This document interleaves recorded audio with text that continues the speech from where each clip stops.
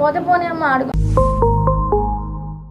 భూలోక్ అన్నాడు మాత్రం ఆ రోజు సాయంత్రం నుంచి తాగేసి వాళ్ళ భూలోక్ వాళ్ళ ఏమో రిలేటివ్ లోకేష్ అనేసి ఉంటారు, వాళ్ళు వచ్చి ఇంటి దగ్గరికి వచ్చి వాటర్ బాటిల్ అడిగారు, ఇచ్చాను.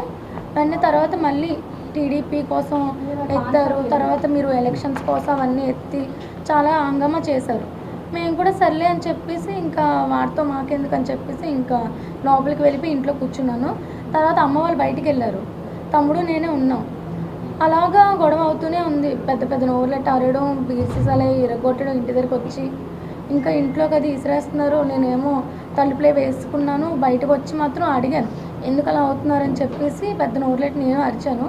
ఇంక వెంటనే అదే 100 ఫోన్ చేస్తానని కానీ వెళ్ళిపోయారు. అది 7 గంటల టైంలో అయింది. తర్వాత 10, 9:15 ఆ టైంలోని మళ్ళీ వచ్చారు. ఆశ అని చెప్పేసి లాస్ట్ ఇల్లు ఉంటుంది వాళ్ళ రిలేటివ్సే. ఆ అమ్మాయి వచ్చి మా అన్నయ్య మీదకి నువ్వు వస్తావా, వాళ్ళే మా ఇంటి మీదకి వచ్చారు, వాళ్ళతోనే మా అన్నయ్య మీద నువ్వు తిడతావా అని చెప్పేసి ఆ అమ్మాయి వచ్చి నాకు పూలకుండి విసిరేసింది మొహం మీదకి. విసిరేసి తర్వాత వాళ్ళ అమ్మ ఏమో నా జుట్టు పట్టుకొని లాగేసింది, అమ్మను కొట్టేసింది. తర్వాత వాళ్ళ అన్నయ్య వచ్చి వెనక నుంచి రాడ్ పట్టుకొని వచ్చి ఇక్కడ ఎడమ వైపు తల మీద కొట్టేశారు, చాలా 2 సార్లు కొట్టారు. తర్వాత ఒక కర్రకి అది ఫెన్సింగ్ ఉంటుంది, దాంతో కొట్టేశారు. ఇక్కడ 4 కుట్లు పడ్డాయి. అప్పుడు లేదు సార్, మాకు అసలు బుర్ర ఏం పని చేయలేదు ఆ టైంకి. అప్పటికి గొడవలు అవుతున్నాయి. ఆ తర్వాత చేశాం సార్. ఇక్కడ కొట్టేశాడు.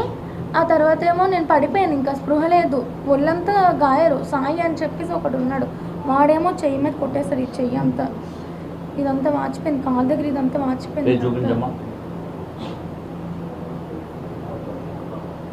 ఇదంతా ఇక్కడైతే నిన్న ఎక్స్రే తీశారు, ఇక్కడ చిన్న ఎముక చిన్నది, బోన్ చిన్నది విరిగిందని చెప్పేసి క్రాక్ ఇచ్చారు. ఈ కాళ్ళ దగ్గర కొట్టారు. ఈ కాలు